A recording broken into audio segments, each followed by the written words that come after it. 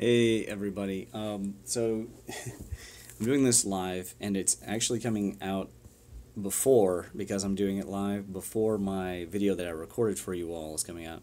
Because I tried to upload the video, and Windstream has us on like a bandwidth limiter, so I'm having to use the live stream on my own LTE, and that's why, of course, it's in portrait instead of landscape. So look for that other video to be uploaded tonight. Alrighty then. So, oh, and then the video that I was talking about, I had mentioned Adrian Gilbert and Alan Wilson, Baron Blackett. This is the book that you will want to get for reading about King Arthur. Okay, so the topic of today is the spring and the hexagram known as breakthrough or resolution. Well, the idea in here is that a seed, as it's coming up through the ground, may encounter rubble or hard dirt, impacted dirt, or it could even be overwhelmed by lots of rain, and therefore has to work extra hard to penetrate through and arise up through difficulty. In the rising up through difficulty, there is a tension or heat that is generated. So what I see clinically in people all the time in this time of year are red petechia on the tongue, red tip tongue, red sides of the tongue, or there could be actually a yellow coat on the tongue, a little bit of extra dampness. And let's see what mine looks like. I've had, so speaking of breakthrough, after I made the video that is going to be uploaded later tonight, which obviously I wish had been taken before this one, I had my car locked, so I could have had some extra heat generated. That's why I had decaf and not regular. So let's see here. Yeah, so there's a little bit of a thicker coat towards the back. I had tapas for lunch, and so there could have been some dampness produced from the fish. But usually you see like red on the front on the side, or the tongue could even be a dusky color, meaning it looks a little bit bluer. And when that happens, you know that there are signs of internal heat. One of my students reported that feeling like the lips were burning, or that the skin was not regenerating as fast. This is all signs of extra spring energy. And of course the liver and gallbladder belong to the spring. So vulnerable groups in this category would include double wood people, wood fire people, wood and metal people, which is it's more about getting sick. It could include gallbladder types, Sanjiao types, girdle vessel type people who have girdle vessel related conditions. I've been seeing a lot of balance issues, so vertigo type people. And of course, there could be a plethora of conditions related to wind strike or even wind stroke. And those conditions, obviously, wind strike is less severe than wind stroke. These kinds of conditions are nerve-related conditions, and nerve-related conditions need to be vented. There's a lot of ways to vent.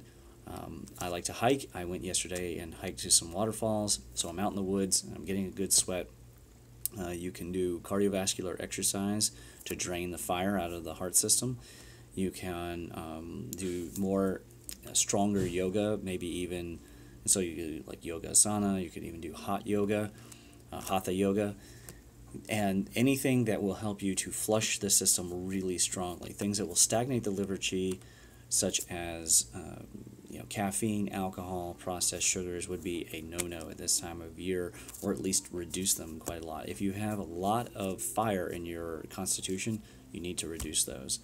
Now, as it regards to breakthrough or resolution, it is important to see the blockages happening as they're happening. So, for example, with my car, for one, it's a Monday.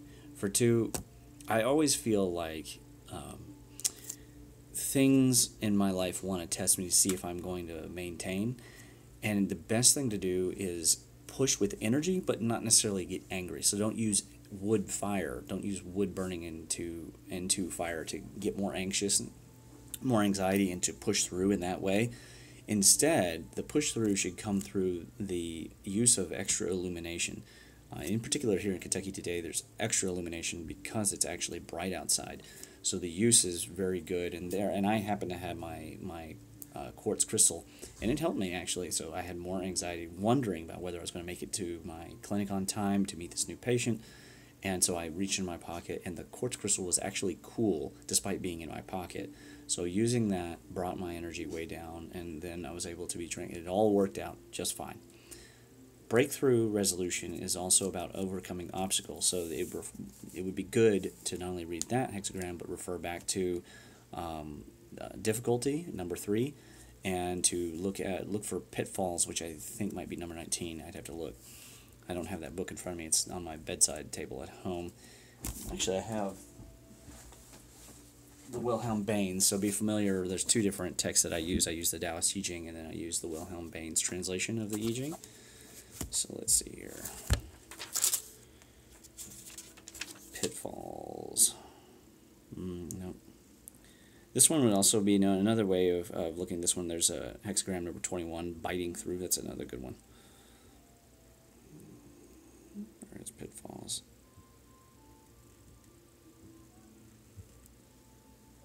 Yeah, I'm not seeing it immediately, so that's the problem with, when you compare the 2 texts. One is, oh, here we go. Pushing upward is number 46, and revolution or molting, number 49. So the problem with the translation of the Wilhelm Baines, they have different names for the hexagram, so you got to learn both, unfortunately. But that's okay because it gives you extra images to work with. So instead of 64, you end up with twice as many. Well, heaven and earth is still named the same, but other than that, pretty much all of them have a slightly different name. Even the meaning of the cauldron is, of course, different, because the cauldron in the Confucian-based text is all about the ritual and setting up the tripod, but in the Taoist text is, of course, an internally related text. So when I think of breakthrough or resolution, I also include in that personal relationships, or trying to achieve. If you've been having trouble seeing eye to eye with somebody, achieving a breakthrough with that person is a good thing to practice at this time. I would recommend, before you go out to do that, clear your system, clean your house, do your spring cleaning, feng shui your life, make changes and rearrange things around you, and then attempt to go through that difficult process with that person that you've maybe been estranged through. There's another hexagram you might want to read if this is your particular issue, called working on what's been spoiled or decay, and in which case there is specific advice. Obviously, it is not a good thing to go, so you ready to apologize yet? That would not be a good way to start that conversation. If you want, referring back to my Family Alchemy Part 1, if you want anyone else to change, be the one to change first. So move your energy first. I will always go back to this story. I just passed with Arwen on yesterday. This place called Laurel Gorge, which is basically the insider's know-how of, if you like the Red River Gorge in Kentucky, Laurel Gorge is the place you really want to go, because there's no really anybody in your way. And if you want to see arches, obviously go to either Red River Gorge or go down to the Big South Fork. But anyways, I have a fond memory of Laurel Gorge, and the memory is that my wife and I had a pretty strong fight that day, and so I went out and hiked, and it's all alone. And I just had to sweat it out, and I just sweated and sweated and sweated. And I saw like 6 or 7 waterfalls that day. It was a ridiculous number of waterfalls. And finally I got to the zenith, and I sat down, and I'd had this realization that I wasn't being true yang, or it was my job to lead. Like, she wasn't doing right, but I wasn't doing right. And so by changing the alignment internally and sitting there and eating fruit and just kind of looking at the situation, it was just so relieving, all this energy. And of course I had this waterfall, so its negative ions are hitting me, just bathing me with this good energy that is draining away the anxiety. My face cleared, felt amazing. Came home, didn't even say a word to her, just kissed her. Just kissed her, and it was all gone. All that stuff was totally not real. I'm not saying that there weren't things to work out, but I am saying that achieving breakthrough or resolution with a person will require a little bit of sacrifice, if not a lot, on both people's part. And although it may be true that the person who needs to change the most might not even care enough to extend the hand, in my experience, if there's any return on intake for both people, if there's any ROI, the return on investment, then it is worth you giving even more. And I'm not saying that you should do that forever, especially if this is an abusive person or a narcissistic person or somebody who's lied to you or cheated on you or whatever. But what I am saying that achieving breakthrough or resolution with that person might mean giving more energy than you have been giving. And even if you have to triple the amount of energy that you put out, if what you get back is you get that person back, especially let's say they've been had the wool pulled over their eyes and they've been pulled into the direction with somebody else, and they're now lockstep and key with somebody who's not being genuine.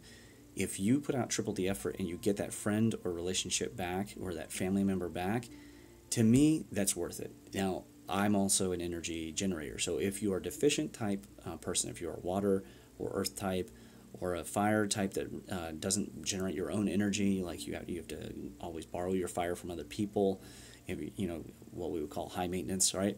If you are one of those energy types, you probably don't want to overdo. Maybe double your energy and be willing to in this one case, and choose a selective time, a yang day where people are going to hear each other. If you pick a day after or people have been drinking, or there's been a lot of sugar intake, or there's a yin day, the pressure has changed, or there's a solar flare, or something in the way, the chances of them being able to hear you are going to be lower, which means you have to push more. You have to put out more energy to achieve that breakthrough and resolution. Again, could be worth it. It's all about how far down does the seed need to go through the dirt to arise up and become something. On the other hand, sometimes achieving breakthrough or resolution might actually be about learning how to let go.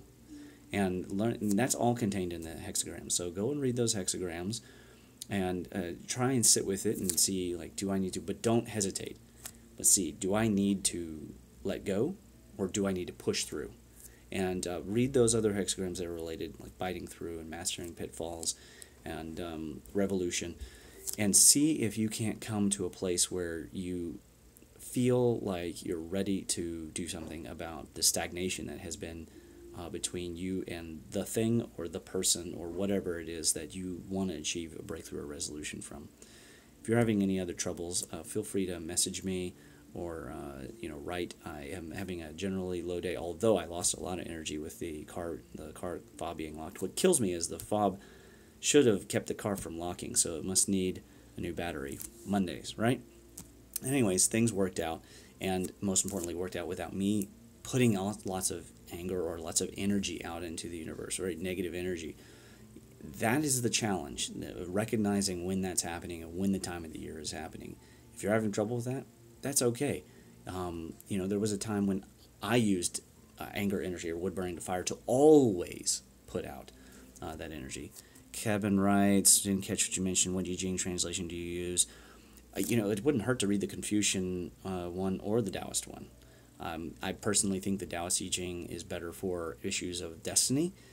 So if you're talking about Xingming, I would start with the Taoist I Ching. But if you're talking about something external, like we're right now trying to buy a house, so in achieving breakthrough resolution on that, I would probably stick with the Wilhelmines for reading about breakthrough and biting through, because it is a mundane affair, and I still think that you have to look at it in terms of external and internal. That being said, there's images and judgments in both texts, so it's not like you couldn't read both and get a double answer. After all, the difference between Louis Ming and Confucius and the other masters that he got his text from on things is going to be like so minuscule compared to where we are to them, so they are going to be in huge agreement with each other. It's just that Confucius, of course, looked at the tripod and the cauldron as a matter of ritual and harmony, and on a social harmony, that you can achieve internal harmony by harmonizing it with the outside. And Louis Ming, of course, was from the Dragon Gate school, so he was looking at everything from a Tuanzhen perspective. So everything was internal, the achievement of Xing and Ming, so the cauldron is inside. It's not clear how much Confucius knew about internal alchemy, because internal alchemy became a school only in the modern era, so in the from Gahong onward, so we're talking like the 200s forward, as far as we know. That being said, the Neiye clearly seems to be indicating some sort of alchemical use, and Zhuangzi has his own meditation system in his. Please do not assume that Taoism is only like Lao Tzu based. There's many schools of Taoism, and Confucius referred to the Tao many times in his text, and so did Master Mo. Master Mo's Tao was about the love of heaven. So, I'm sorry, I didn't catch that. Dang, what's the... Thank you, I have been using the clear translation. Yeah, I mean, that's basically the only English translation I know of for the text. Obviously, a lot of people have a detraction for it, and so you might consider learning how to read Chinese and then read the originals. I don't know if you have that kind of time, but you can always refer to the Encyclopedia of Taoism by Fabrizio to see if there are any other translations. I don't think there are. And if you remind me at some point, I'll try and look that up. But I have to go and check on the patient. So anybody who missed the front of the video, go back and check out that. And I look forward to seeing you all next time. Please wait tonight. There will be the upload that I had made out on the road, but this bandwidth limiting is just driving me nuts. And I will try and get back to the Family Alchemy more soon. I'm just waiting for more, inspiration on the topic here. You're welcome. I'll see you.